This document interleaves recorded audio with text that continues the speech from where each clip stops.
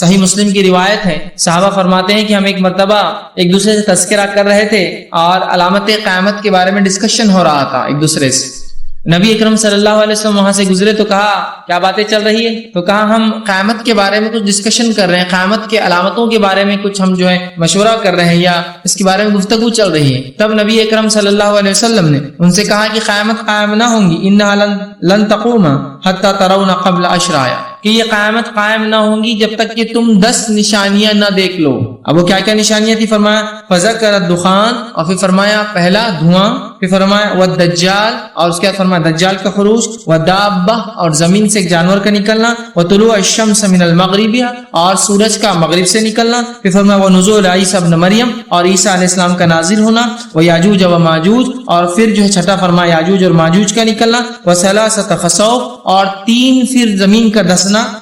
پھر فرمایا خسف فی المشرق، مشرق میں ایک بار زمین کا دسنا، وخسف فی المغرب، اور مغرب میں ایک جگہ دسنا، وخسف بجزیرۃ العرب، اور عرب جزیرے میں ایک۔ تو یہ 3 نشانیاں بتائی، تو یہ ہوئے 7، 8 اور 9، اور پھر فرمایا وآخر ذلک نار، اور آخر میں ایک آگ نکلیں گی، اور فرمایا تخرج من الیمن، جو یمن کے جانب سے نکلیں گی، اور فرمایا تطرد الناس الی محشرہم، اور لوگوں کو وہ مقام محشر کی طرف جمع کر دیں گی، لے جا کر اکٹھا کر دیں گی۔ تو یہ 10 آیتوں میں سے 3 ہم دیکھ چکے ہیں پہلے، دجال کا خروج، عیسیٰ علیہ السلام کا نزول، یاجوج و ماجوج کا خروج۔ آج باقی آیتیں انشاءاللہ ہم دیکھیں گے، اور ان آیتوں میں جو تسلسل کڑیاں جو ہم نے جوڑنے کی کوشش کی، چونکہ حدیث میں جو الفاظ تذکرہ جس ترتیب میں، یہ نشانیاں اس ترتیب میں نہیں آئیں گی، یاد رکھیے اس کی ترتیب پھر دیگر احادیث میں آپ نے فرمائی۔ یہاں تو صرف تذکرہ کر دیا کون کون سی 10 چیزیں ہیں، لیکن ترتیب مختلف ہے۔ جس ترتیب کو ہم نے دیکھا، امام مہدی کا ظہور، اس کے بعد جو ہے عیسیٰ علیہ دجال کا خروج دوسرا، اس کے بعد عیسیٰ علیہ السلام کا نزول، اور انہی کی زندگی میں یاجوج و ماجوج کا خروج۔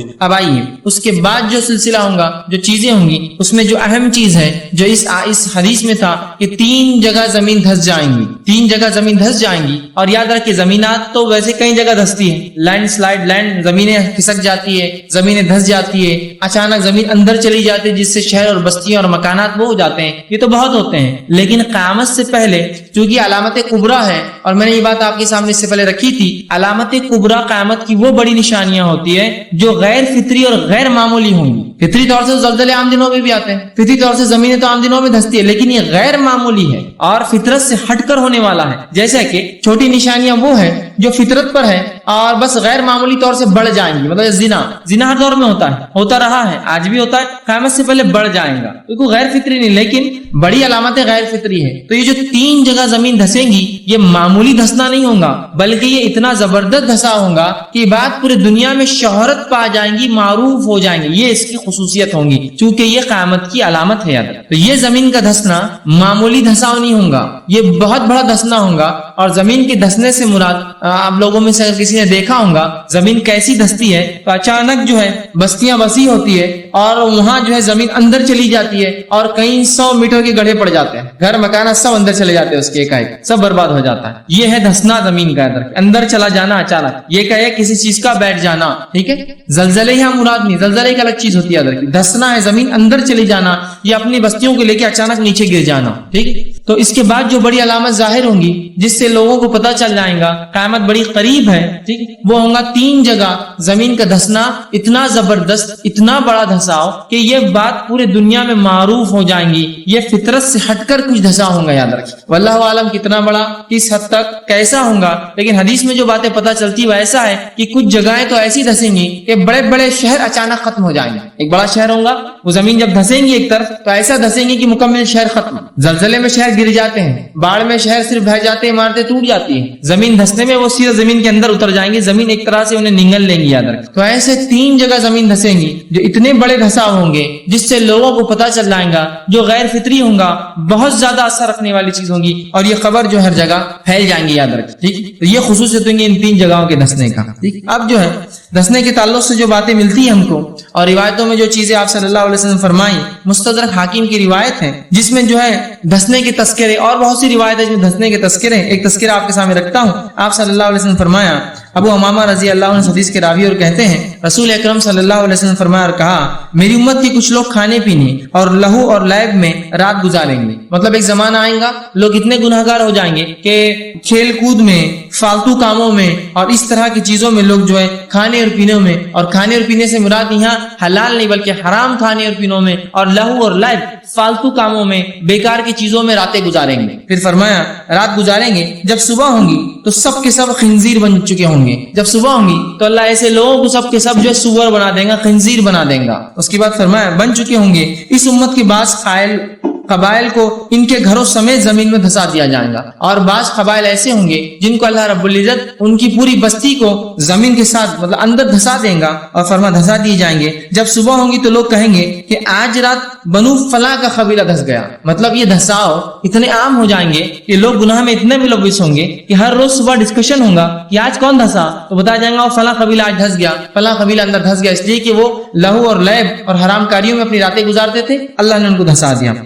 دیا گیا. آج رات فلاں قبیلے کے گھروں کو زمین میں دھسا دیا گیا. ان پر پتھروں کی بارش کی جائیں گی. اللہ کے رسول صلی اللہ علیہ وسلم فرماتے پھر ایسے لوگوں پر پتھروں کی بارش کی جائیں گی اور ان پر منحوس ہوا بھیجی جائیں گی. مطلب وہ ہوا جو پچھلی قوموں پر بھیجی گئی. ٹھیک، ہوائیں ویسے خوشخبری اور بشارتیں بھی لاتی ہے اور ہوائیں ویسے جو ہے خوف بھی لاتی ہے. آپ کو پتا ہے بہت سی بستیاں ہواؤں سے برباد کر دی اللہ نے. تو منحوس ہوا بھیجی جائیں گی، مطلب وہ ہوا جو ان کے لیے بری خبریں لے کر آئیں گی، ہلاکت لائیں گی، اور انہیں اسی طرح ذرہ ذرہ کر کے اڑا دے گی جس طرح پہلی قوموں کو ان کے شراب پینے، سود کھانے، مردوں کا ریشم پہننے، گانے بجانے والی عورتوں کی اختیار کرنے اور خطا رحمی کرنے کی وجہ سے دھسایا گیا تھا. پچھلی بار اس وجہ سے ہوا تھا شراب پینا، مردوں کا ریشم پہننا، گانے بجانے والی عورتوں کا عام ہونا اور لوگوں کو اس کو جائز سمجھنا، سننا، اسی طرح جو ہے خطا رحمی رشتوں کا توڑ دینا. ان وجوہات سے جیسی پچھلی قومیں دھسی تھی ویسا ہی ہو جائیں گا، وجہ سے وہ جو ہے دھس جائیں گی اور برباد ہو جائیں گی. تو یہ تھی کچھ روایتیں، اور بہت ساری ایسی حدیثیں ملتی ہیں جس میں چھوٹے چھوٹے دھساؤ اور پھر یہ 3 بڑے دھساؤں کے تذکرات. اسی طرح ایک روایت میں آتا ہے جو عبداللہ ابن عمر رضی اللہ عنہما اس حدیث کے راوی فرماتے ہیں اور کہتے ہیں کہ اللہ کے رسول صلی اللہ علیہ وسلم فرمایا، یہ بھی حاکم کی روایت ہے، میری امت کے خسف وہ مسخ اور پتھروں کی بارش ہوں. مطلب آخری زمانے میں اس امت پر خسف زمینیں دھسنا اور اس کے بعد مسخ چہروں کا مسخ، جیسے کہ سور اس حدیث میں آیا، خنزیر بن جائیں گے یا پھر بندر بن جائیں گے. ٹھیک ہے، مطلب جانوروں میں تبدیل ہونا انسان کا یاد رکھیے. ٹھیک ہے، تو کہا خس اور مسخ مطلب زمین میں دھسنا، چہروں کا تبدیل ہونا اور پتھروں کی بارش ہوں گی، کیونکہ وہ ایسے گناہ کریں گے جس نے بالخصوص حرام کو حلال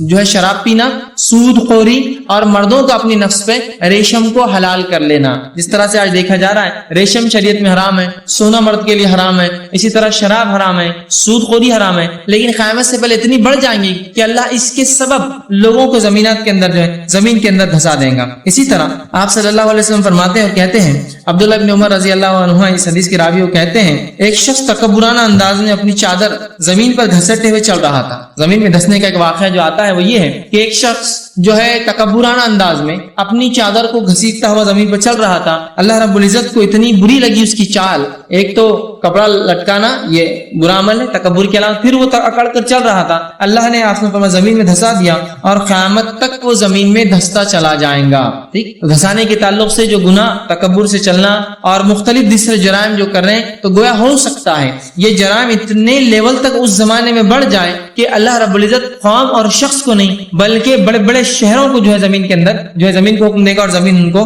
نگل جائیں گی اور دھس جائیں گی. اسی طرح انس بن مالک رضی اللہ عنہ روایت کرتے ہیں آپ صلی اللہ علیہ وسلم سے، ابو داؤد کی حدیث ہے، آپ نے فرمایا، اے انس،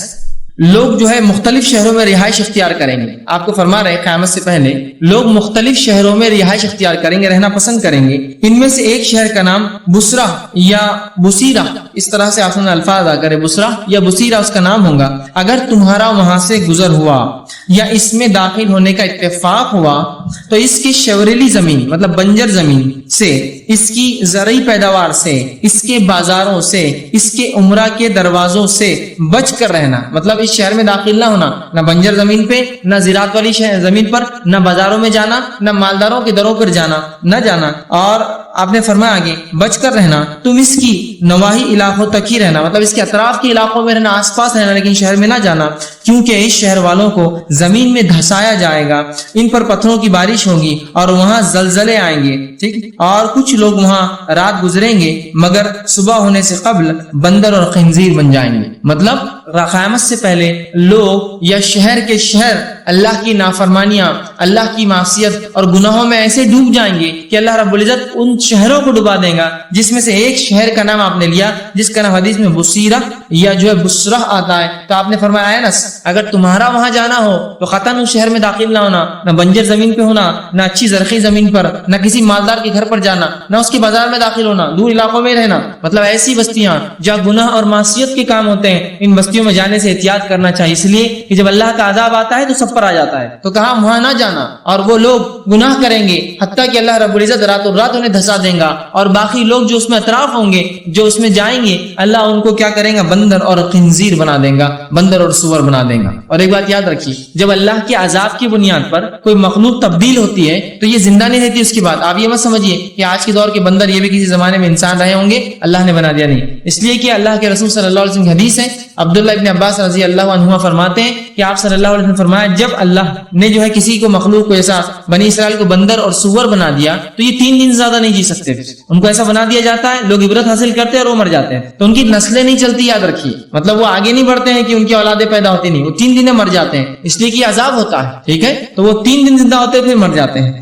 تو اللہ رب العزت لوگوں کو بندر اور خنزیر بنا دے گا، اور آپ نے ایک شہر کا نام لے کر تاکید کی کہ یہاں جو ہے نہ جانا، اور ایسے مختلف شہروں کے تعلق سے، اور روز قیامت یہ جو شہر ہوگا واللہ عالم مشرق کا شہر کون سا ہوگا، ایسٹ اور ویسٹ میں یہ کون سے شہر ہوں گے، مغرب کا کون سا ہوگا، اور جزیرے عرب میں مطلب 3 علاقوں میں بڑی بڑی زمینیں دھسیں گی یا بڑے بڑے شہر اور بستیاں دھس جائیں گی، جس کی خبر پورے دنیا میں پھیل جائیں گی کہ وہ 3 شہر یا وہ بستیاں یا وہ علاقے یا پتہ نہیں ملک ہوں گے وہ دھس گئے، اور لوگ سمجھ جائیں گے کہ قیامت کی بڑی نشانی ہے۔ اب تسلسل اور ترتیب میں یہ کہاں فٹ ہوں گی یہ تھوڑا مشکل ہے بتانا، لیکن یہ بات تو طے ہے یہ عیسیٰ علیہ السلام کے دنیا سے وفات کے بعد کے تذکرے، اتنی بات طے ہے کہ عیسیٰ علیہ السلام کے بعد کے تذکرے ہیں، اس سے پہلے کے تذکرے نہیں یاد رکھے۔ لیکن ابھی کڑی کہاں جڑیں گی، جس طرح سے امام مہدی کے بعد دجال کا خروج، عیسیٰ علیہ السلام کا نزول، یاجوج ماجوج کا خروج، یہ بہت ترتیب میں کڑیاں چل رہی تھی، لیکن اب اس کڑی میں یہ کہاں جا کر جڑیں گی یہ کڑی واللہ اعلم۔ لیکن ایک بات پتہ چلتی ہے کہ عیسیٰ علیہ السلام کے بعد وہ جو ہوا چلنے والی ہے،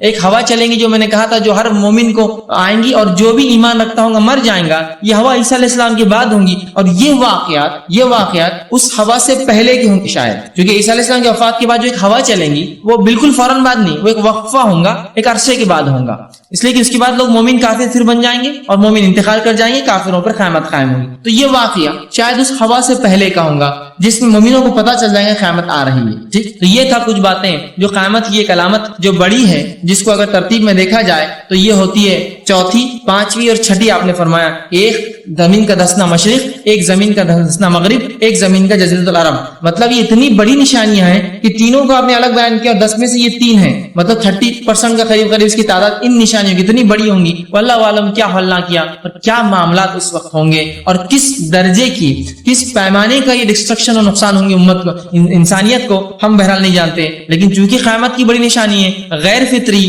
غیر معمولی طور سے بڑی ہوں گی اور ڈسٹرکٹیو ہوں گی، ٹھیک۔ اس کے بعد جو نشانیاں آپ نے بیان کی وہ یہ ہے جو کہ 8ویں نشانی ہوں گی، اس ترتیب کے اندر اگر ہم چلے تو 3 ہم نے پہلے دیکھی، معاف کرنا، 3، 4، 5 اور 6ٹھی یہ ہوگی۔ 7ویں نشانی ہے کہ دھوئیں کا نکلنا، دھوئیں کا اٹھنا۔ اب بہرحال یہ دھوئیں کا اٹھنا کیا ہے، یہ معاملہ کیسا ہوگا، اس تعلق سے یاد رکھیے، مکمل طور سے تو ہم بہرحال سمجھ نہیں پائیں گے چونکہ ہم اتنے دور ہیں اس واقعے سے، لیکن جو بات اللہ نے بیان کی قرآن کے اندر اس دھوئیں کا تذکرہ بھی آیا ہے، جیسا کہ میں نے شروع میں کہا تھا قرآن کی کچھ علامتوں کا تذکرہ قرآن میں ہے اور بقیہ کا حدیث میں ہے، تو یہ جو علامت دھواں اس کا تذکرہ قرآن نے کیا اور یوں فرمایا، اور اللہ رب العزت نے تفصیلات بیان کی سورہ دخان سورہ نمبر 44 آیت نمبر 10 سے لے کر 13 اور فرمایا فَارْتَقِبْ يَوْمَ يَأْتِي السَّمَاءُ بِدُخَانٍ مُبِينٍ، اور اللہ نے فرمایا تو آپ اس دن کا انتظار کیجئے جب آسمان صاف دھواں لے کر آئے گا، مطلب کلیئر ایک دم اسموک ہوگا، دھواں ہوگا جس کو سب دیکھ سکیں گے۔ آگے فرمایا یخشى الناس هذا عذاب علیم، اور انسانیت سمجھ جائیں گی کہ اللہ کی طرف سے بڑا دردناک عذاب ہوگا لوگوں کے لیے، کون لوگ؟ جو ایمان نہ لائے۔ پھر فرمایا هذا عذاب علیم ربنا اکشف عنا عذابا انا مؤمنون، پھر اس کے بعد وہ لوگ اللہ کا جو کافر اس عذاب کو دیکھیں گے تو وہ کہیں گے اور فرمائیں گے اے ہمارے رب ہم سے یہ عذاب کو ہٹا دے، ہم سے عذاب کو ہٹا دے، بلا شبہ ہم ایمان لانے والے ہیں، مطلب ہم اب مسلمان ہو جائیں گے۔ لیکن یاد رکھیے قیامت کی بڑی نشانیوں کے آنے کے بعد کسی ایمان لانے والے کا ایمان بھی کام نہیں آئے گا، اور جو ایمان والا تھا اپنے ایمان کے مطابق اعمال نہ کرتا تھا تو اس کے عمل نہ کرنے کی وجہ سے بھی اس کا جو ایمان اس کو کام نہیں آئے گا۔ تو ایمان بھی ضروری، ایمان کے ساتھ اعمال بھی ضروری ہے، تو ایسے کہ کام نہ آئے گا تو وہ کہیں گے اللہ اس عذاب کو ہم سے ہٹا دے، ہم تو ایمان لانے والے ہی تھے اب تجھ پر۔ اور یہ ایمان لانا ویسا ہی ہے جیسا فرعون جب غرق ہونے لگا تو جب چلا کر کہا کہ میں ایمان لایا موسیٰ اور ہارون کے رب پر، لیکن ایسا ایمان لانا کام آتا ہے؟ کام نہیں آتا۔ جبرائیل علیہ السلام فرماتے ہیں اور آپ صلی اللہ علیہ وسلم کو انہوں نے کہا کہ جب فرعون ڈوبنے لگا اور اس کی موت کا وقت آ گیا تو تب وہ توبہ کرنے لگا، تو اللہ نے مجھے حکم دیا، میں نے جو ہے سمندر کے اندر سے مٹی اٹھائی اور اس کے منہ میں بھر دی اور وہ اس کے ساتھ غرق ہو کے مر گیا، ڈوب کر مر گیا۔ ٹھیک ہے، اس لیے کہ اس وقت جب موت قریب ہوتی ہے یاد رکھیے ایمان کام نہیں آتا ہے۔ تو قیامت کی بڑی نشانیاں آنے کے بعد توبہ بھی کام نہیں آئیں گی، ایمان بھی کام نہیں آئے گا اندر۔ توبہ کے دروازے بند، گناہ گار آدمی بھی کچھ نہیں کر سکتا حالانکہ ایمان والا ہوگا، یا دوسرا جو ایمان نہیں لائے کافر توبہ کریں گے، استغفار کریں گے، ایمان لائیں گے، کام نہیں آئیں گا۔ اللہ کے عذاب آنے سے پہلے یہ کام کرنا ہے۔ بات سمجھ میں آ رہی؟ ٹھیک ہے، تو یہاں جس طرح سے اللہ رب العزت نے اس فرعون کو ڈبا دیا، اس کے آخر وقت کا ایمان نہ آیا، تو اگر جو لوگ زندہ ہوں گے اس نشانی کے وقت ان کا ایمان لانا تب کام نہیں آئے گا۔ اور ایک فرد کے لیے اس کی زندگی میں توبہ بہت ضروری ہے، ورنہ اگر ہماری موت آ گئی تو ہمارے پھر توبہ کام نہیں آئیں گے۔ جب سکرات میں انسان داخل ہوتا ہے اس کی روح نکلنا شروع ہو جاتی ہے تو تب یاد رکھیے ایمان کام نہیں آتا ہے۔ مطلب اگر آپ تب کہے میں ایمان لایا، تب کہے میں معافی چاہتا ہوں اللہ سے گناہ کی، تب معاف نہیں ہو، تب کہے کہ میں لوگوں کے حق بہت مارا دینا چاہتا ہوں، کچھ کام نہیں آتا ہے، اس سے پہلے سب کچھ ہو۔ اسی لیے نبی اکرم صلی اللہ علیہ وسلم نے اچانک آنے والی موت سے پناہ مانگی اللہ سے، اچانک، چونکہ اچانک جب موت آتی ہے تو آدمی کو توبہ کا موقع نہیں ملتا ہے اور وہ چلا جاتا ہے۔ اور سلف صالحین میں کئی واقعات ہیں کہ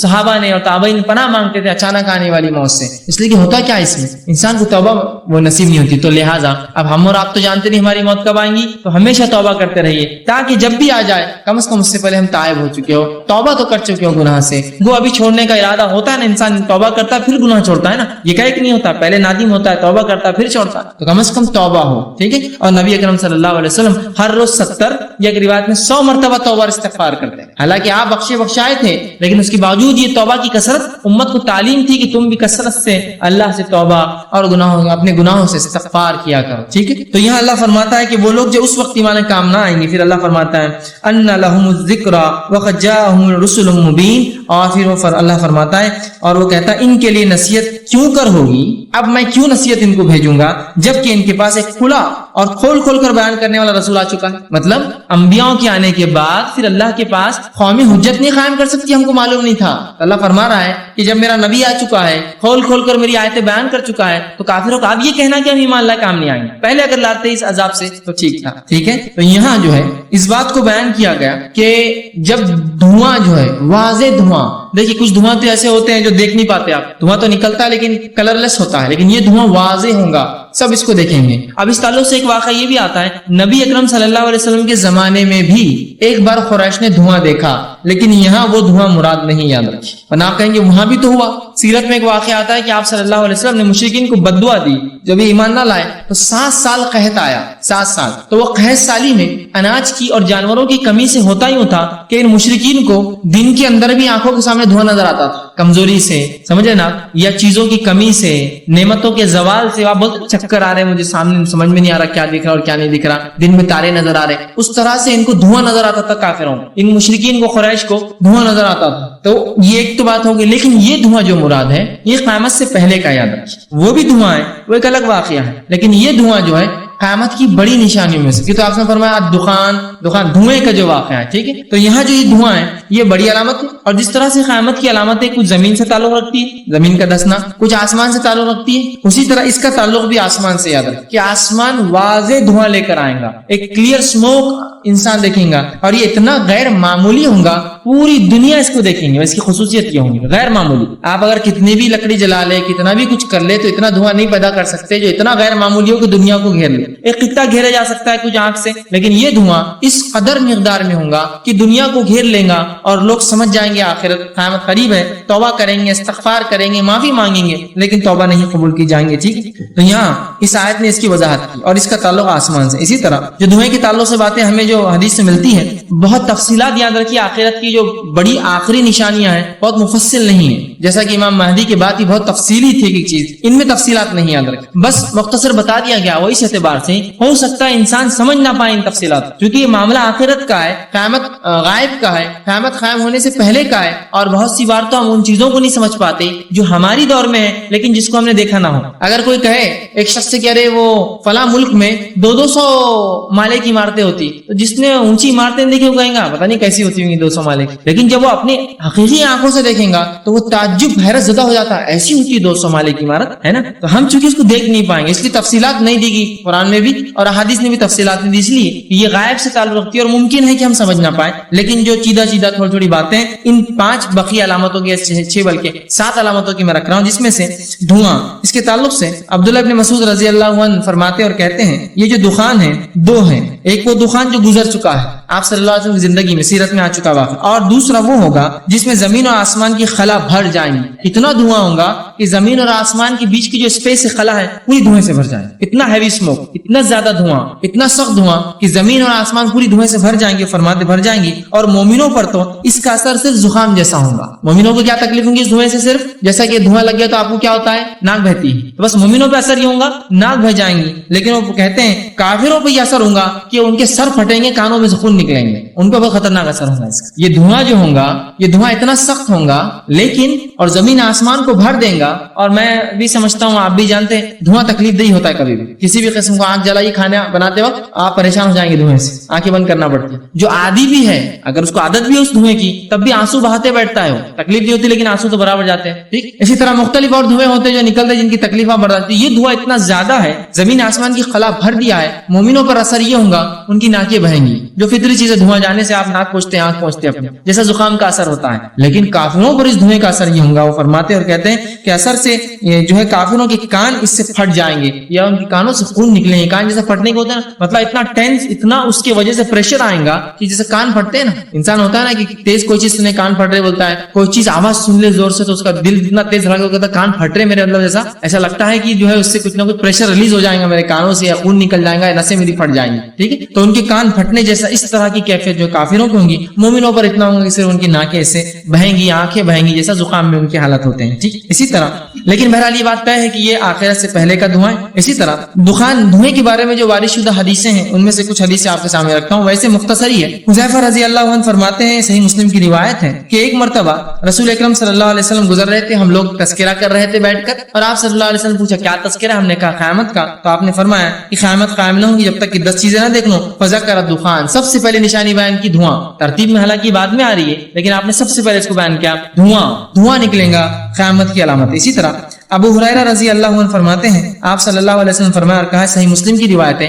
6 چیزیں واقع ہونے سے پہلے نیک اعمال میں جلدی کر لو. مطلب اس کے بعد نیک اعمال کا فائدہ نہ ہوگا, توبہ کا فائدہ نہیں ہوگا, ایمان کام نہیں آئے گا. 6 چیزوں سے پہلے نیک اعمال کر لو. 6 چیزوں واقع ہونے سے پہلے نیک اعمال میں جلدی کر لو. سورج کے مغرب سے طلوع ہونے سے پہلے, دوسرا دھوئیں کے ظاہر ہونے سے پہلے نیکی میں جلدی کر لو, یا دجال کے ظاہر ہونے سے پہلے نیکی میں جلدی کر لو, یا زمین سے جو ہے ایک جانور کے نکلنے سے پہلے نیکی میں جلدی کر لو, یا کسی خاص وقت موت آ جانا اور تمہاری موت سے پہلے, یا تو قیامت کی نشانیاں یا ہماری موت آ جائے اور تمہاری موت سے پہلے جو خاص وجہ سے آ جائے, یا سب کے لیے واقع ہونے والا وہ معاملہ جو قیامت ہے, مطلب وہ موت جو تم پہ آئے. اسی لیے علماء لکھتے ہیں کہ ایک انسان کی موت اس کے لیے قیامت ہو جاتی ہے, یا پھر جو قیامت کے لوگ جئیں گے وہ بھی مر جائیں گے اس دن پورے. تو 6 باتیں جس میں سے 4 قیامت کی علامت ہے, ایک خود ہماری والی موت ہے اور ایک قیامت کے روز جو سب مر جائیں گے وہ موت ہے. تو 6 چیزوں سے پہلے توبہ کر لو, نیکی میں جلدی کر لو, شفقت پالو, اس لیے کہ اس کے بعد نیکی قبول نہ ہوگی, توبہ قبول نہ ہوگی. اسی طرح ایک دن حضرت ابن عباس رضی اللہ عنہ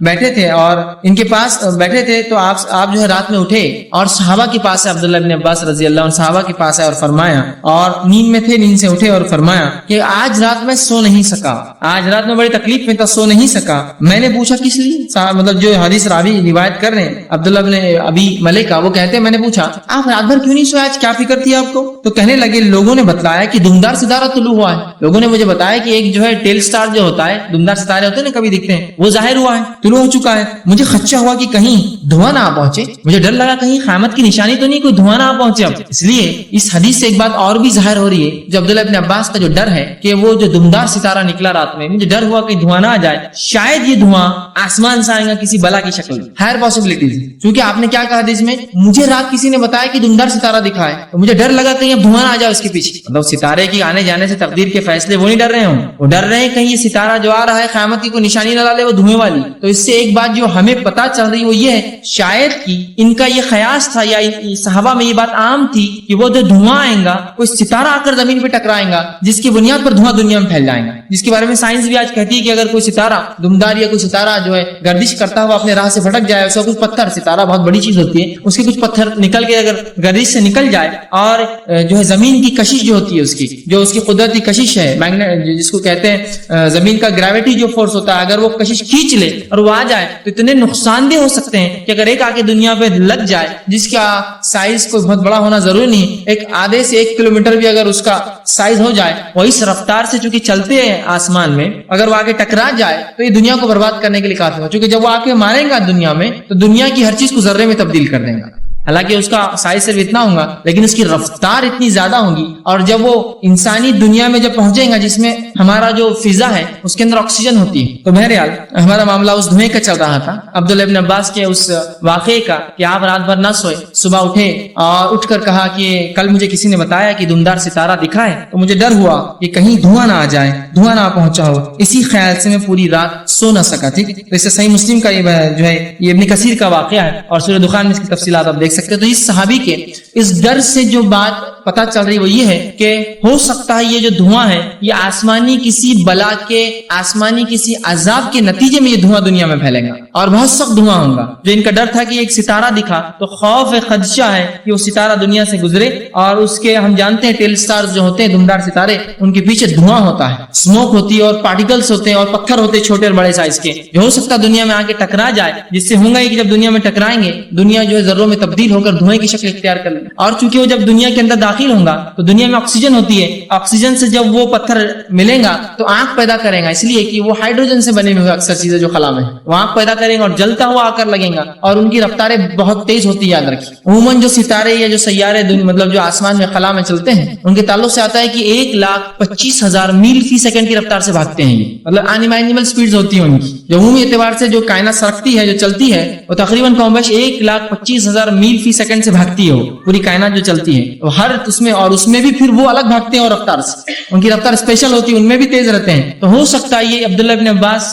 رضی اللہ عنہ کے اس ڈر سے یہ بات لگتا ہے کہ شاید آسمان سے کوئی پتھر آ کر لگے یا کچھ چیزیں گرے, اور پتھروں کی بارش کا تذکرہ بھی خسوف کے ساتھ آیا ہے پچھلی بار, ہو سکتا ہے اس سے جب ٹکرائے ایک دھواں شکل اختیار, واللہ عالم. بہرحال یہ خیاس تھا, یہ بس ایک وہ چیز تھی جو بات سمجھ میں آ رہی ہے. تو بہرحال تو دھوئیں کا نکلنا اس حد تک نکلنا کہ پوری دنیا کا دھوئیں سے بھر جانا, اور صحابی کا یہ ڈر اس بات کی دلیل ہے کہ وہ ڈر رہے تھے کہیں اس وجہ سے دخان دھوئیں کا معاملہ نہ ہو جائے. یہ تھی ایک علامت. اس کے بعد جو علامت ہے جو 8ویں نمبر پہ ہے وہی ہے خروج دابہ, زمین سے ایک جانور کا نکلنا, خروج نکلنا. دابہ ایک جانور, اب دابہ سے جو مختلف اقوال ملتے ہیں, بہت سے لوگوں نے خیال آ رہے ہیں کہ وہ چپلک کے جیسا ہوگا, بغیر دم کا ہوگا, بیل کے جیسا سر ہوگا, فلاں ہوگا, یہ سب خیاس ہے, گیس ورک سے. اس کی کوئی حقیقت کسی حدیث سے نہیں ملتی کہ نبی اکرم صلی اللہ علیہ وسلم نے اس حدیث میں تفصیلات دی ہو کہ جانور کیسا دکھیں گا, کیسا نکلے گا, کیسا ہوگا. لیکن جو لفظ ہے دابہ, ویسے دابہ ان جانوروں کو کہا جاتا ہے عربی زبان میں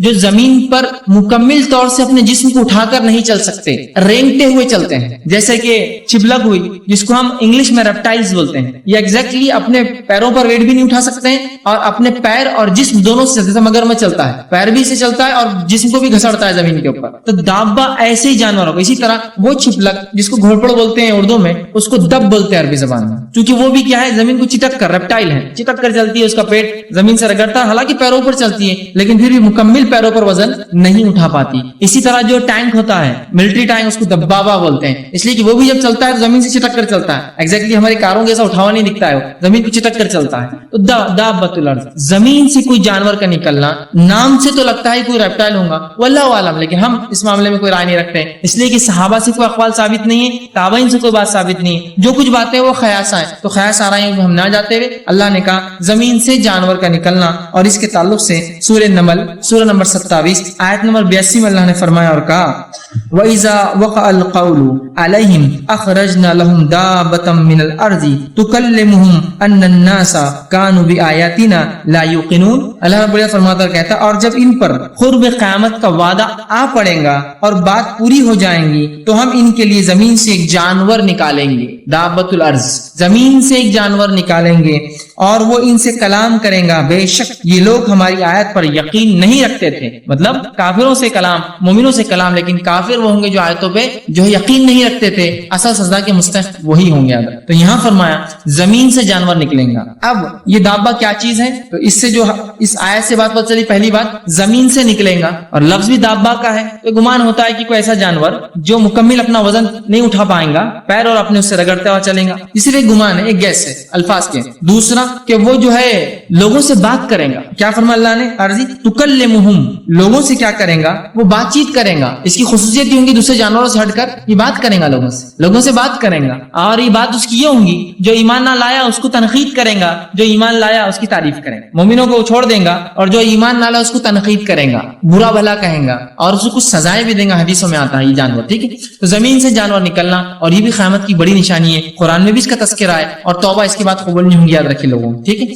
تو یہ جانور کا نکلنا اب وہ کہاں اور کب ظاہر ہوگا ہم نہیں جانتے. اس کے تعلق سے کوئی تفصیلات موجود نہیں ہے کہ کب ہوگا، کہاں ہوگا. اسی طرح اس کے معاملے میں اس کے ذمے کیا کارنامے ہوں گے یہ بھی ہم نہیں جانتے، سوا ایک کارنامے کی جو انشاءاللہ آگے حدیث میں آئیں گا. اسی طرح جو قرآن مجید میں اس کا تذکرہ ہے. اب آئیے یہ جانور کے تعلق سے کیسا ہوگا، کیا ہوگا ہم نہیں جانتے. بہت سے لوگ بولتے ہیں کہ اس کے بارے میں جو ضعیف روایتیں ہیں بہرحال کہ وہ اس کے ہاتھ میں فلاں کا عصا ہوگا،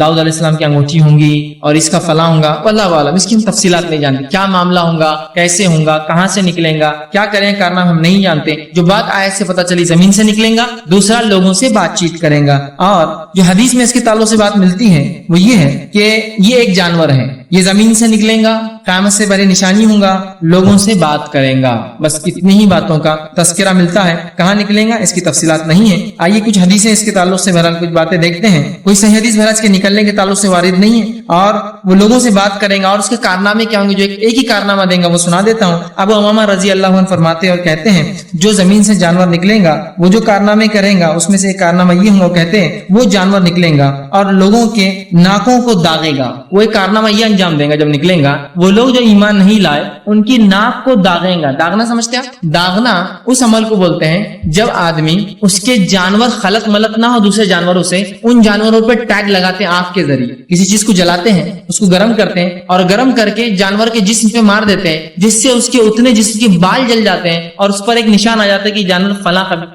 آدمی کا ہے، فلاں جو ہے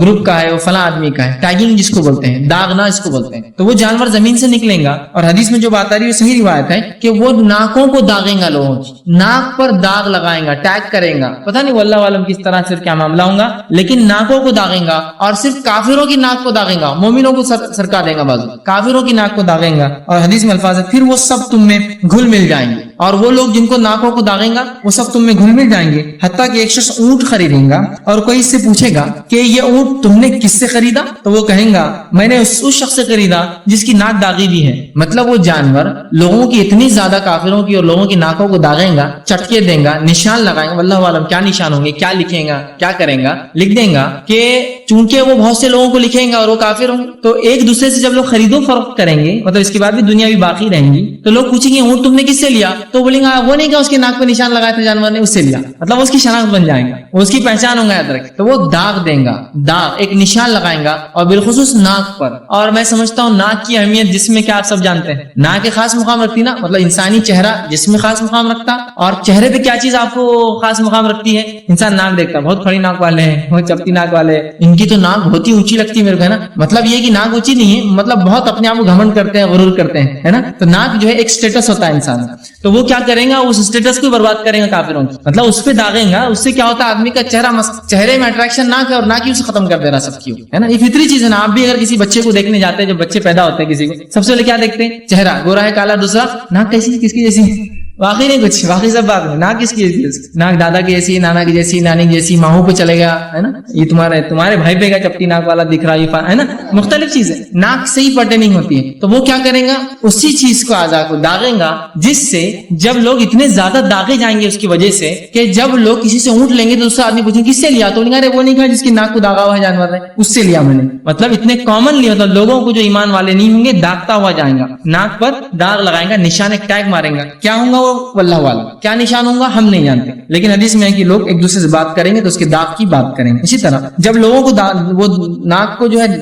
داغ لگائیں گا، حق اور باطل کے وہ فرق واضح کر دیں گا، مطلب وہ فرق کریں گا مومن اور کافر، کافر کو داغ، مومن کو آزادی، مومن کافر، ایسا لوگوں، مثال کے طور پر وہ ایک بستی میں گیا ہو، بستی میں جا کر لوگوں کے پاس جائیں گا، مومن الگ الگ، کافروں کو داغتا ہوا جائیں گا، پھر دوسری بستی کیا، مومنوں کو الگ کیا، کافروں کو داغتا ہوا جائیں گا، ناک پہ نشان لگاتا ہوا جائیں گا، ٹھیک، تو یہ جو داغیں گا اور اس سے مومن اور کافر کا فرق الگ ہو جائے گا، حتیٰ کہ لوگ اس کے بعد جس کو داغا اس کو کافر بول کر پکاریں گے، کیونکہ وہ کیا کریں گے، اللہ کی طرف سے ہوں گا نا، نشانی ہے، تو پرماننٹ ٹیگنگ کر دیں گے وہ کافروں کے، اور وہ لوگوں کو توبہ نصیب نہیں، اس لیے اس سے پہلے توبہ کر لینا چاہیے تھا انہوں نے، تو توبہ نصیب نہیں کی تو پرماننٹ ٹیگ کر دیں گے مومن کافر کا فرق، لوگ ایک عرصے تک اسی حال میں زندہ بھی رہیں گے، کیونکہ وہ حدیث میں نا اونٹ خریدنے والے سے پوچھیں کس سے لیا تو کہیں گے وہ داغ ہوا، مطلب اس کے بعد ایک عرصے تک دنیا باقی رہیں گی ابھی بھی، اور لوگ زندہ رہیں گے، اور لوگ مومن اور کافر کا فرق کر کے ایک دوسرے کو اس سے پکاریں گے۔ اسی طرح جب اللہ قیامت قائم کرنا چاہیں گا، مطلب زمین دھس گئی، اس کے بعد جو ہے زمین سے جانور نکل گیا، یہ عیسیٰ علیہ السلام کے بعد ہو رہا ہے، یاد رکھیے، اور عیسیٰ علیہ السلام کے واقعے میں نے جو ہوا کا نکلنا کہا تھا، وہ ہوا اس کے بعد آئیں گے انشاءاللہ، اس کے بعد ترتیب کے اعتبار سے ہی سمجھ میں آ رہا ہے، اس کے بعد یہ ہوگا کہ اللہ تعالیٰ پھر جب قیامت قائم کرنا چاہیں گا تو وہ مومن الگ کر دیا اس نے، کافر الگ کر دیا اس جانور نے، اس کے بعد ایک ہوا بھیجیں گا اللہ،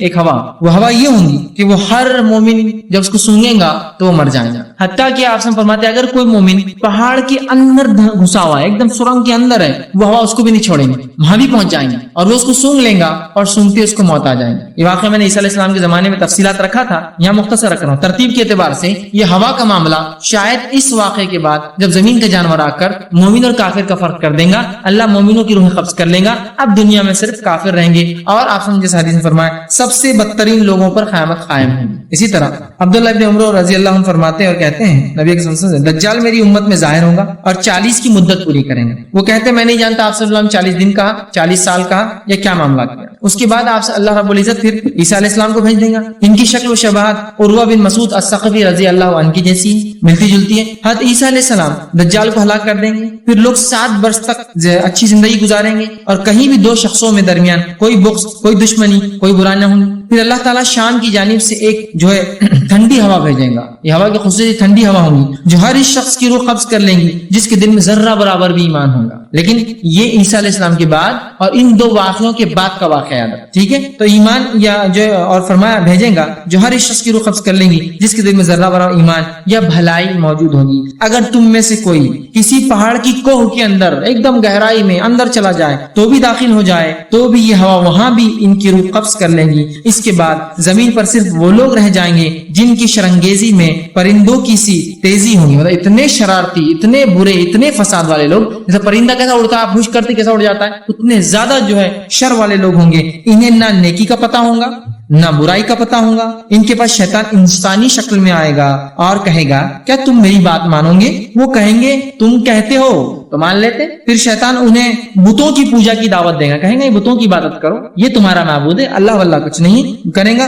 وہ اس کی بات مان لیں گے. ان کے پاس رزق جو خوب فراوانی ہوگی, زندگی خوب مزے سے گزر رہی ہوگی کہ اچانک سور پھونک دیا جائے گا. پھر وہ لوگ جو ہوا چلنے کے بعد مر گئے, نیکوکار ختم ہو گئے, بدکار بچے, بہت برے لوگ ہوں گے, خراب لوگ ہوں گے. اس کے بعد آپ فرما رہے ہیں کہ اس کے بعد یہ برے لوگ جو ہوں گے خوب عیش و عشرت کی زندگی گزاریں گے, خوب مال, خوب اولاد, خوب غلہ, اتنا کہ وہ بھول جائیں گے آخرت, وہ بھول جائیں گے قیامت, وہ بھول جائیں گے دین, وہ بھول جائیں گے رب نبی, بلکہ شرک کریں گے, شیطان بت بنا کے دیں گا, بتوں کی بات کریں گے. اچانک انہی لوگوں پر سور پھونکا جائے گا. ایسے ہی برے لوگوں پر قیامت آئیں گی. پھر فرما رہے ہوں گی کہ اچانک سور پھونکا جائے گا, جس سے بھی یہ آواز پہنچیں گی وہ گردن ایک جانب جھکا کر آواز سننے کی کوشش کریں گا. جب سور پھونکا جائے گا تو لوگ اس کی آواز کی تو الگ ہی آواز ہوگی, لوگ سننے. سور کے تعلق سے حدیث میں بات آتی ہے, وہ کوئی ایک چیز ہے جو بجتی ہے. ویسے سور جو عربی میں کہا جاتا ہے ایک ایسی بجنے والی چیز جو گول ہوتی ہے, پیچھے باریک سوراخ ہوتا ہے, آگے بڑا ہوتا ہے, جس کو پھونکنے سے زوردار آواز نکلتی, ٹھیک ہے, اس کو کہتے ہیں سور. ویسی کوئی چیز ہوں گی جو فرشتہ پھونکیں گے اندر کی, اور بہت بڑا تباہی ہوں گی. جیسے ایک بات یہی پتہ چلتی ہے جو آخری تباہی دنیا میں مچیں گی وہ ساؤنڈ ویو سے ہوں گی. سور ایک ساؤنڈ ہے, ایک آواز ہے, اتنی خطرناک آواز کہ پوری کائنات ہل جائیں گے اس آواز سے. تو سور ہے, سور پھونکا جائے گا تو ایک شخص کوشش کرے گا گردن ٹیڑھی کر کے آواز کہاں سے کس چیز کی ہے, اور آپ فرماتے کوشش کرے گا تو دوسری طرف اوپر اٹھا لے گا, ٹھیک ہے, مطلب گردن اٹھا لے گا اور سننے کی کوشش کرے گا. سب سے پہلے یہ آواز وہ شخص سنے گا جو اپنی جو ہے اونٹنیوں کے حوض کی لپائی کر رہا تھا. سب سے پہلے وہ شخص آواز سنے گا جو اونٹنیاں پالتے ہیں, حوض ہوتے ہیں نا پانی, اس کی لپائی کر رہا تھا, وہ سنے گا. اب یہ کون ہوگا؟ واللہ والا. کیوں وہ پہلے سنے گا؟ واللہ والا. ٹھیک, یہ سب غائب کی بات ہے. سب سے پہلا شخص وہ سنے گا جو لپائی کر رہا تھا ہوگا, وہ سنتے ہی بے ہوش ہو جائیں گے, بس ختم. جو سور سن لیں گا مر جائیں گے, اندر بے ہوش ہو کر رہ جائیں گا, اور دوسرے لوگ بھی بے ہوش ہو جائیں گے. مطلب ان تمام کو موت آ جائیں گی. اس کے بعد سور پھونکا جائے گا. تو یہ دو نشانیاں, خسف کے بعد دھوئیں کا نکلنا, اور دھوئیں کے بعد جانور کا زمین سے نکلنا, یہ اس کے بعد تسلسل میں کڑیاں چل رہی. اس کے بعد ابو ہریرہ رضی اللہ عنہ فرماتے ہیں, ایک حدیث کے اندر فرمایا اللہ تعالیٰ اس کے بعد بہرحال جو معاملہ ہوگا, جب یہ تمام چیزیں ہو جائیں گی, وہ فرماتے اللہ تعالیٰ یمن کی جانب سے ایک ہوا چلائے گا جو ریشم سے زیادہ نرم ہوں گی. اس ہوا کی خصوصیت جو ریشم سے زیادہ نرم ہوں گی, جس کے دل میں ایک دانے برابر, یہ آپ سے نے فرمایا کہ ایک ذرے برابر بھی ایمان ہوگا, اس کی روح قبض کر لی جائیں گی, اور قیامت سب سے برے لوگوں پہ آئیں گے, قبض کر لی جائیں گی. ٹھیک, اور جو اس کے بعد ہوا چلیں گے, اس کے بعد نیک لوگ ختم ہو جائیں گے, اور صرف شر پسند اور برے لوگ, اتنے برے لوگ کہ انہیں کچھ نہیں پتا ہوگا سوائے اس کے کہ لا الہ الا اللہ, یا وہ بھی بتانا ہوگا. اور باقی لوگ جیسے ہم نے دیکھا شیطان کی عبادت اور شرک اور بت پرستی کریں گے, اور ان کی برائی کے بارے میں اور تذکرے اس سے پہلے گزر چکی. اب اس کے بعد جو نشانی ہوں گی جو گزریں گی, جو آخری 2 8 ہوگی, 90 نشانی ہے. سورج مغرب سے طلوع ہوگا, سورج جو ہے معاف کرنا جو ہے مغرب سے طلوع ہوگا, جہاں وہ ڈوبتا ہے وہ وہیں سے نکل کر آئیں گا. ٹھیک ہے, اس کے تعلق سے یہ قیامت کی بڑی نشانی ہے. اور اس نشانی کے بعد یاد رکھیے توبہ نہیں ہوتی اس کے بعد میں. ٹھیک, اور ایک ایسی صبح ہوگی جس صبح لوگ امید کر رہے ہوں گے کہ سورج اپنے معمول سے مشرق سے نکلے گا, ٹھیک, اور وہ اپنے معمول پہ ہوں گا, لیکن اتنے ہی میں کیا ہوگا, سورج وہیں سے نکلے گا جہاں سے وہ ڈوبتا ہے, وہ مغرب سے نکلنا شروع ہوگا. اس کے تعلق سے جو حدیث ملتی ہے وہ یہ ہے سورج کے طلوع ہونے کے بارے میں. پہلے تو آپ صلی اللہ علیہ وسلم نے اس کو قیامت کی نشانی بیان کیا, جو 10 نشانیوں میں ہے, وطلوع الشمس من المغربها نشانی ہے. اس کے بعد جو دوسری بات پتہ چلتی وہی ابو ہریرہ رضی اللہ عنہ حدیث کے راوی, صحیح بخاری کی حدیث ہے. آپ صلی اللہ علیہ وسلم فرمایا اس وقت تک قیامت قائم نہ ہوگی جب تک سورج مغرب سے طلوع نہ ہو جائے. پس جب وہ طلوع ہو جائے گا اور سارے لوگ اسے دیکھ لیں گے تو سب کے سب ایمان لے آئیں گے, مگر اس وقت کسی بھی ایسے شخص کا ایمان اسے فائدہ نہ دے گا جو پہلے سے ایمان نہ لا چکا ہو, یا اس نے اپنے ایمان پر کوئی بھلا کام نہ کیا ہو. آگے فرماتے ہیں قیامت اس حال میں قائم ہوں گی کہ وہ 2 آدمیوں نے اپنا کپڑا پھیلایا ہوگا, وہ خرید و فروخت کر نہ سکیں گے. مطلب جب سور پھونکا جائے گا, سورج نکل رہا ہوگا, خرید و فروخت چل رہی ہوں گی, تو ایک آدمی جو اپنے کسٹمر کو کپڑا بتا رہا ہوگا کھول کر, تو وہ کپڑا بتا کر ابھی گھڑی بھی نہ کر پائیں گا, تو وہ مر جائیں گے. قیامت قائم, اتنا ہی وقت اس کو لگے گا بس قائم ہے. بالکل آخر وقت میں جو آخری جھٹکا ہے وہ اتنا کم وقت میں ہونے والا ہے, تو وہ کپڑا کھول کر بتائیں گا اور لینے سے پہلے قیامت قائم ہو جائیں گے. پھر آپ فرماتے ہیں قائم ہوں گی کہ 2 فروخت نہ کر سکیں گے اور نہ اس کپڑے کو لپیٹ سکیں گے, کہ قیامت برپا ہو جائیں گی. ایک شخص نے اپنے جانور کا دودھ دھو کر لے جا رہا ہوگا اور اسے استعمال نہ کر سکیں گے. دودھ دھو کر لے جائیں گا, استعمال سے پہلے مر جائیں گے, قیامت ہو جائیں گے, کہ قیامت آ جائیں گی. ایک شخص اپنے حوض کی لپائی کر رہا ہوگا, وہی آدمی جو اونٹ کے حوض کی لپائی کر رہا تھا, لپائی کر رہا ہوگا, وہ اس میں اپنے جانور کو پانی نہیں پلا سکیں گے. مطلب لپائی کر کے پانی ڈالنا ہے, کوئی لیکیج ہو سکتا ہے, مینٹین کر رہا ہوگا, پانی ڈالیں گا لیکن پلا نہ سکیں گے. قیامت قائم ہو جائیں گی. اور ایک شخص نے لقمہ वहां मुंह की तरफ उठाया होगा और इसे खा नहीं सकेगा कि क़यामत कायम हो जाए। मतलब वो जो आखिरी वक्त और आखिरी घड़ी है वो बहुत अचानक होंगी। बाकी तो तसलसल में चल रहा है, एक के बाद एक कड़ी कड़ी कड़ी से, लेकिन आखिरी लोग इन पर आ रही है वो अचानक। इसी तरह अबू ज़र ग़िफ़ारी रज़ी अल्लाह अन्हु फरमाते हैं, आप सल्लल्लाहु अलैहि वसल्लम फरमाया, क्या तुम जानते हो कि सूरज कहाँ जाता है? ये सूरज रोज कहाँ जाता है जो छुप जाता है? इन्होंने कहा अल्लाह और उसके रसूल ज्यादा जानते हैं, हमको क्या पता। आप सल्लल्लाहु अलैहि वसल्लम फरमाया, सूरज चलता है हत्ता कि अर्श के नीचे जाकर रुक जाता है। रोज सूरज जो है निकलने से पहले अल्लाह रब्बुल इज्जत के अर्श के पास जाता है। आप बोलेंगे सूरज तो हर जगह निकलता रहता पूरे दिन तो हर जगह हो रही, रात हर जगह हो रही, दिन होते रहता है। ये सब गायब का मामला है, वल्लाहु आलम ये कैसा करता हूँ, लेकिन करता है। सूरज जो है अर्श के पास जाता है और वहां पहुंच जाता है, फिर ये सजदे में गिर पड़ता है, ये सजदे में गिर जाता है और इसी हालत में रहता है हत्ता के इसे कहा जाता है, उठो जहां से तुम आए हो वहीं लौट जाओ, जहां से वहां लौट जाओ। फिर सूरज आता है और फिर जहां से आया है वहां से लौटता है, लौट जाओ और लौटता है और अपने मामूल से तुलू होता है, रोज निकल जाता है, हो जाता है। फिर दिन भर चलते चलते अर्श के नीचे फिर वहीं पहुंच जाता है जहां वो निकला था और फिर सजदा रेज हो जाता है, जाकर जो है सजदे में गिर पड़ता है। वो इसी हाल में रहता है हत्ता कि इससे कहा जाता है कि उठो और जहां से तुम आए हो वहीं से लौट जाओ। ठीक, वो लौटता है और अपने मामूल में तुलू होता है, हो जाता है। एक रोज चलेगा, सूरज चलते चलते जो है अल्लाह के पास आएगा, लोग इसमें कोई नई चीज नहीं देखेंगे, हत्ता कि वो अर्श इलाही के नीचे ठहर जाएगा, मतलब डूबेगा जैसा रोज डूबता है, अर्श इलाही के नीचे जाएगा, सजदा करेंगे, ठहरने की जगह पहुंचेगा और इससे कहा जाएगा उठो आज मगरिब से तुलू होना है, जहां से आए वहां से नहीं, आज नई जगह से जाएगा। उस दिन सूरज रोज जहां से निकलता वहां नहीं निकलेगा, लोग इंतजार करेंगे कि वहां से आएगा, वो उल्टे जानिब से निकलना शुरू हो जाए। हुक्म कि तुम मगरिब से निकलो, से जाकर तुलू हो जाओ, चुनांचे वो सुबह के वक्त मगरिब से तुलू होगा। नबी अकरम सल्लल्लाहु अलैहि वसल्लम फरमाया, तुम जानते हो ये कब होगा? ये इस वक्त होगा जब किसी ऐसे शख्स को ईमान फायदा न देगा जो पहले से ईमान नहीं लाया होगा या जिसने अपने ईमान की हालत में नेक अमल ना किए होंगे। सूरज का मगरिब से निकलना ये एक बहुत बड़ी अलामत है। इसी तरह अब ये अलामतें जो है इसका तसल्सल बहरहाल बहुत मुश्किल है जोड़ना, लेकिन ये बात तो तय है कि ये आखिरी दिन होगा जब सूरज निकल रहा है। सूर फूकने से पहले हवा चल गई, ईमान वाले खत्म हो गए, सूर फूकने से पहले ये सूरज निकलेगा, ये सूरज उल्टा, जिससे लोगों को पता चल जाएगा आज वो दिन है, वो लास्ट डे होगा। मतलब सूरज का मगरिब से निकलना ये बिल्कुल लास्ट डे होगा दुनिया का, ये क़यामत का बिल्कुल अब कायम होना उसी रोज है, समझो उसी घड़ी, उसी रोज, उसी पहर है, उस रोज सूर फूका जाएगा, ये जमा होंगे। अब लेकिन उस रोज जिस रोज सूरज मगरिब से निकलेगा एक दूसरी घटना भी होगी, एक दूसरा वाक़या भी घटेगा, शायद उस दिन या उससे कुछ पहले से वाक़या होता रहेगा, इसके बारे में हम नहीं कह सकते एग्जैक्टली उस दिन या उससे पहले, लेकिन वो भी बहरहाल एक तसल्सल में हो रहा होगा या उस दिन होगा। और ये सूरज का मगरिब से निकलना एंड बिल्कुल लास्ट डे वाली अलामत है, इसके बाद दुनिया जो है बर्बाद होने वाली। ठीक, इसी तरह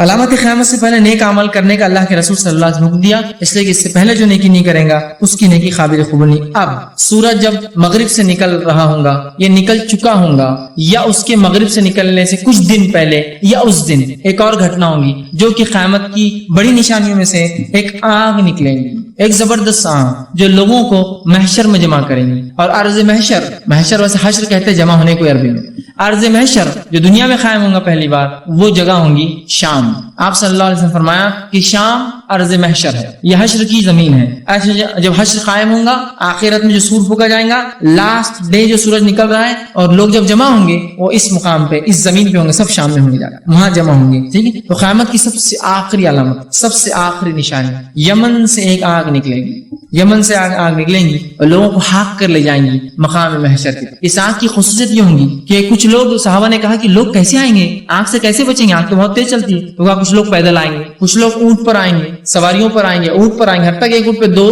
3, 10 लोग सवार होकर आएंगे। सहाबा ने पूछा जो पैदल आएंगे उनका क्या होगा? ऊंट वाले तो तेज चल जाएंगे, सवारी वाले तेज चल जाएंगे। तो कहा जो पैदल आएंगे आग उनके पीछे होंगी, अगर वो रुक जाएंगे तो आग भी रुक जाएंगे, वो बढ़ेंगे तो फिर उनके पीछे लग जाएंगे, अगर वो खैलुल्लाह करेंगे, सोना चाहेंगे तो रुक जाएंगे, सो के उठते फिर पीछे लग जाएंगे, छोड़ेंगे नहीं किसी। हाक लाएंगे, हाकना समझते हैं कि एक चरवाहा अपने जानवरों को रात में हाक कर लाता है, तो चाहे बकरी कितना भी तंग करे वो छोड़ता नहीं आखिर तक, उसको हाकते रहता है, इधर से उधर भगाता, उधर से उधर भागती, उधर जमा करके लाना ही उसने उसके, और उसके जो है एक इलाका होता है उसमें लाके बंद कर देता है, हाक कर लाएंगे। हत्ता कि जो लोग तेजी से आएंगे मकाम महशर में जमा हो जाएंगे, दूसरे जो पैदल आ रहे होंगे जिनको सहूलत ना होंगी, वजूहात कुछ भी हो सकती है, गुर्बत या जो भी हो, उन लोगों को आग पीछे चलेंगे, उनके रुकेंगे तो रुक जाएंगे, चलेंगे तो चलने लगेंगे। मतलब वो आग उनको जाती तौर से जलाएंगी नहीं, उनको हाकेंगी। उसका मकसद जमा करना होगा, किसी को जलाना नहीं होगा। تو یہ آنکھ جو ہے کیسی ہوں گی؟ بہت بڑی ہوں گی، پورے دنیا کو گھیر کر آئیں گی ایک ساتھ، لیکن نکلیں گی کہاں سے؟ فرسٹ شروعات اس کی یمن سے ہوں گی، ایک روایت میں عدن سے شروع ہوں گی۔ عدن معلوم، عدن یمن کا ایک علاقہ ہے، ایک پورٹ سٹی ہے، ٹھیک، عدن بولتے ہیں اس کو، عدن، ٹھیک۔ اس کے علاوہ دوسری روایت میں حضرموت سے چالو ہوں گی، یمن کا ایک دوسرا علاقہ حضرموت جس کو کہتے ہیں، ٹھیک، حضرموت انگلش میں حضرموت جو کہتے ہیں، ایک وہ یہ عدن، دونوں کو ملا لے تو عدن کے بعد حضرموت آتا ہے۔ یہاں سے نکل کے وہاں پہنچیں گے اور اس کے بعد وہ پھیل جائیں گے اس وغیرہ، اور پورے دنیا سے انسانوں کو لپیٹتی ہوئی جمع کرتی ہوئی لا کر مقام محشر اور جو ہے شام کی زمین پہ جمع کر دیں گے، ٹھیک۔ اب اس آگ کے تعلق سے جو باتیں ملتی وہ یہ ہے کہ یہ جو ہے ایک آگ، آپ نے فرمایا صحیح مسلم کی روایت ہے، ایک آگ عدن کے دور دراز علاقے سے نکلیں گی، عدن جو یمن کا ایک شہر ہے اس کے دور دراز علاقے سے نکلیں گی، جو لوگوں کو چلائیں گی، لوگوں کو آگے رکھیں گی۔ اسی طرح عبداللہ ابن عمر رضی اللہ عنہ فرماتے ہیں روز قیامت سے قبل جو حضرموت سے ایک آگ نکلیں گی، جو دوسری روایت میں آتا عدن کے علاوہ حضرموت، یہ دونوں ایک ہی جگہ علاقے آس پاس آگ نکلیں گی جو لوگوں کو اکٹھا کریں گی، لوگوں کو ایک جگہ جمع کریں گی۔ صحابہ نے عرض کیا کہ ان کے حالات میں آپ ہمیں کس بات، اس ایسی حالت میں آپ ہمیں کس بات کو حکم دیتے ہیں جب آگ نکلیں گی جمع کریں گی؟ تو آپ نے فرمایا تم ملک شام میں رہائش اختیار کر لو، مطلب وہاں چلے جاؤ، ادھر ہی نہیں، اس لیے کہ سب کو جمع ہونا ہی ہے وہاں، تو یہاں تو سب کو لے جانے والی ہے۔ اگر تم مجھ سے پوچھتے ہو کیا کرنا ہے ایسے دور میں، تو تم بھی جو ہے شام چلے جانا اپنے علاقے اپنے گھر بار چھوڑ کر، ٹھیک ہے۔ اسی طرح انس بن مالک رضی اللہ عنہ روایت کرتے ہیں کہ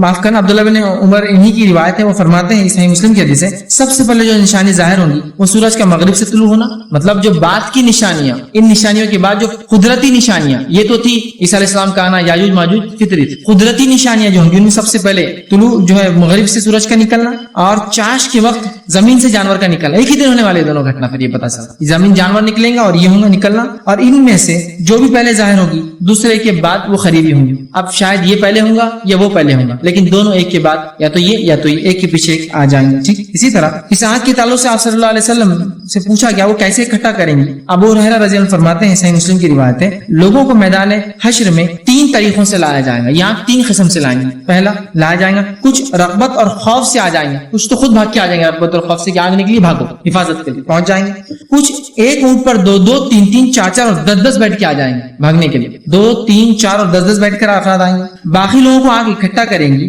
جہاں وہ خیلولہ کریں گے آگ بھی ان کے ساتھ ٹھہر جائیں گے، پیدل جو آ رہے ہیں ان کو اکٹھا کر کے لا رہی جمع کر کے، وہ رکیں گے تو وہ بھی رک جائیں گے۔ خیلولہ مطلب تھوڑے سے آرام کو جو انسان لیٹتا ہے دوپہر کے کھانے کا، اس کو بولتے ہیں خیلولہ، ٹھیک۔ تو اگر وہ خیلولہ کریں تو وہ بھی ٹھہر جائیں گے، اور جہاں وہ رات کریں گے آگ بھی وہاں رات کریں گے، رک جائیں گے، جمع کرنا ہے اس میں سب، وہ رک جائیں گے وہاں رات گزاریں گے، جہاں وہ صبح کریں گے آگ بھی وہاں صبح کریں گے، اور جہاں شام کریں گے وہاں شام کریں گے، لیکن سب کو جمع کر کے لائیں گے۔ ہر فرد، ہر زندہ انسان کو وہاں جو سب سے بدترین لوگ ہوں گے سب کو جمع کر کے لا کے جو ہے مقام محشر اور جو ہے وہاں جو ہے شام میں کھڑا کر دیں گے۔ اسی طرح آپ فرماتے ہیں ابو ذر غفاری حدیث کے راوی، لوگ روز قیامت 3 گروہوں کی شکل میں اٹھائے جائیں گے۔ ایک گروہ پر امید کپڑے پہنے ہوئے سواریوں پر سوار ہوگا، دوسرا گروہ ایسا ہوگا جو کبھی چلے گا کبھی دوڑے گا، اور تیسرا گروہ ایسا ہوگا جسے فرشتے ان کے چہروں کے بل گھسیٹ کے لائیں گے۔ اب مقام محشر میں جو لوگ جمع ہوں گے اس تعلق سے مختلف روایتیں ہیں کہ انسان جو جمع ہوں گے، حشر جس کو بولتے ہیں جمع ہونا، یہ کئی بار ہوگا، ایک قیامت کے دن ہوگا، ایک قیامت کے بعد پھر ہم اٹھائے جائیں گے زمین پر وہاں ہوگا، ٹھیک۔ اس طرح سے بہت سے اقوال ہے کہ حشر 4 بار، کسی نے کہا حشر 3 بار ہوگا مکمل، پہلا سور پھونکا جائیں گے، اس سے پہلے آگ سے جمع ہوں گے ایک حشر، اس کے بعد اٹھائے جائیں گے دوسرا حشر، ایک حشر جب جمع ہوں گے جنت اور جہنم جب ملیں گی تقسیم ہوگی،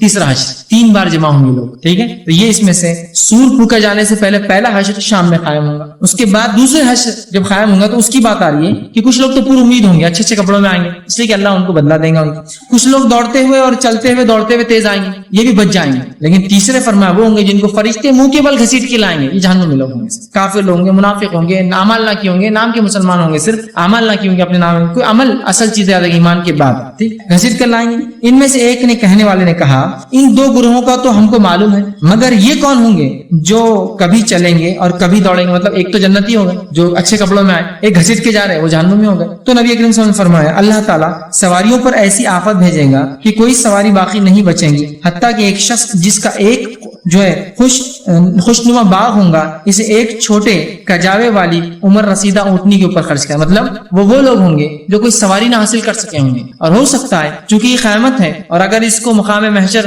جو ہے شام کے اوپر لاگو کیا جائے تو یہ بھی پتا چلتا ہے اس میں فرشتے بھی آ جائیں گے, گناہ گاروں کو کھینچ کھینچ کے لائیں گے, نیکوکار اچھی حالت میں ہوں گے, اور دوسرے لوگ جن کو سواریاں نہ ملیں گی وہ اپنا سب کچھ بیچ باچ کے اگر بڑی اونٹنی ملی تو اس کو لے کر دوڑتے بھاگتے پتہ نہیں کیسے تو پہنچ کر اس میدان میں پہنچیں گے. اب بہرحال کیفیت ہم نہیں جانتے, ترتیب ممکن نہیں ہے بتانا, لیکن بہرحال یہ کچھ ترتیبیں تھی جو میں نے نشانیوں کو دینے کی کوشش کری. آئیے ایک بار پھر دوہرا لیتے ہیں. امام مہدی کا ظہور یہ بڑی علامت میں سے نہیں ہے لیکن چھوٹی علامتوں میں سب سے بڑی علامت ہے. اس کے بعد پہلا ہم نے دیکھا امام مہدی کا ظہور کے بعد جو ہے دجال کا خروج, اس کے فتنے, اس کے فساد, اس کے بچنے کا طریقہ ہم نے دیکھا. اس کے بعد تیسری نشانی دیکھی ہم نے عیسیٰ علیہ السلام کا نزول جو اتریں گے دجال کو ختم کریں گے, اس کی فوج کو ختم کریں گے. چوتھا ہم نے دیکھا کہ جو یاجوج ماجوج کا خروج جو عیسیٰ علیہ السلام کے زمانے میں ہوگا, مومن ان سے لڑنے کی طاقت نہ رکھتے ہوں گے, اللہ سے دعا کریں گے اللہ ان کو ہلا کر برباد کر دیں گا. چوتھی پھر نشانی اس کے بعد ہم نے دیکھی دجال کے خروج کے بعد, یاجوج ماجوج کے خروج کے بعد 3 جگہ زمینیں دھسیں گی, مشرق, مغرب اور جو ہے جزیرۃ العرب میں. یہ ہوگی 6 نشانیاں. اس کے بعد ہم نے دیکھا کہ پھر جو ہے زمین جو ہے دھوئیں کا نکلنا, جانور کا زمین سے نکلنا, ٹھیک ہے. اسی طرح جو ہے آگ کا جو لوگوں کو جمع کر کے فلسطین کی طرف جمع کریں گی. لیکن بہرحال ان کی ترتیب ممکن نہیں, ہم کیسا دیں گے, کیا ہوگا, کیا معاملہ ہوگا. بہرحال میں نے کوشش کی کچھ حد تک ان کو ترتیب وار کروں, لیکن ممکن نہیں کہ یہی ترتیب ہوں گی. تو لہٰذا اگر کوئی اس سے مختلف ترتیب بتائے تو آپ اس سے گھبرانا نہیں, یعنی کہنا رہے وہاں تو ہم نے غلط سن لیے تھے, ٹھیک ہے. اس لیے کہ یہ سب غائب کا معاملہ ہے, واللہ عالم کیا ترتیبیں ہوں گی. لیکن چونکہ نبی اکرم صلی اللہ علیہ وسلم نے بیان کیا, ہم سب بنوران اس پر ایمان لاتے کہ ایسا ہونے والا ہے. اب سیکوینسز آگے پیچھے ہو سکتے الگ چیز ہے, لیکن یہ بے ترتیبی کی وجہ سے یا عقل میں نہ آنے کی وجہ سے ان چیزوں کا ہم انکار نہیں کر سکتے. اور یہی وجہ تھی کہ علامت قیامت کو جو ہم نے منتخب کیا, انتخاب کیا عنوان کو 5 دن, وہ اسی وجہ سے تھا کہ بہت سے لوگ افراط و تفریط کی شکار ہے اس معاملے میں, علامت قیامت کے معاملے میں. کچھ ہے جو انکار سرے سے, کوئی امام مہدی نہیں اور کوئی دجال نہیں اور کوئی یاجوج ماجوج نہیں اور کوئی عیسیٰ نہیں, یہ حد تک چلے گا. اس لیے کہ بولتے ہیں یہ دیکھو نا اس میں یہ آتا اور اس میں وہ آتا. دیکھیے یہ تمام چیزیں غائب سے تعلق رکھتی ہے, اور غائب کی باتیں سمجھنا کبھی کبھار ترتیب میں ممکن نہیں ہوتا ہے. جنت کے واقعہ سمجھنا ممکن نہیں ہوتا, جہنم کے تذکرے ممکن نہیں ہوتا, اس لیے کہ وہ چیزیں جس کسی آنکھ نے نہیں دیکھا, جس کان نے نہیں سنا, ذہن گمان نہیں کر پاتا, وہ چیزیں کیسے ہم سمجھ پائیں گے. لیکن ہم ایمان لاتے ہیں پرمین ہورن, تو ان کی ترتیب اللہ عالم کیا ہوں گی. اور بقیہ چیزیں میں نے کوشش کی کہ ترتیب جو ہو سکتا تھا, جو حدیث سے ظاہر ہو, وہ میں نے دینے کی کوشش کی. یہ تمام باتیں تھی جو علامت قیامت کی 10 بڑی نشانیاں. اس کے بعد لوگ جمع ہوں گے, سور پھونکا جائے گا, لوگ ختم ہو جائیں گے, دوسرا سور پھونکا جائے گا, لوگ اٹھیں گے, حساب و کتاب ہوں گا, جنت و جہنم قائم ہوں گی, اور پھر آخرت کے احوال. 5 دن آپ نے بترتیب مجھ سے پہلے ایک لیکچر میں دیکھے ہیں جو صابر محمدی نے لیے, پورے 4 لیکچر تھے جس میں قیامت کے احوال پورے تھے, اٹھائے دوسرے سور کے بعد کیا کیا ہوں گا, حتیٰ کہ آج کے لیکچر میں آپ نے جنت کے احوال سنے تھے, مطلب فیصلہ کن رزلٹ تک. تو یہ تھے وہ احوال جو دنیا میں ہوں گے, اور وہ تھے وہ احوال جو پھر دوسرے سور کے بعد ہم پھر اٹھیں گے, سب انسانیت اٹھیں گی, اور اس کا حساب و کتاب ہوں گا, اس کے حوال بھی رکھے جا چکے ہیں. تو یہ چند باتیں تھی قیامت کی نشانیوں کے تعلق سے. اللہ رب العزت سے دعا ہے کہ اللہ سبحانہ تعالیٰ جو کچھ کہا سنا گیا اس کو عمل کرنے کی توفیق دیں. ہم تمام کو کتاب و سنت کی صحیح سمجھ اور اس پہ عمل کرنے کی توفیق عطا فرمائے. جب تک ہمیں زندہ رکھے, اسلام اور ایمان پر زندہ رکھے, خاتمہ ہمارا ایمان پر ہو. وآخر دعوانا الحمدللہ رب العالمین.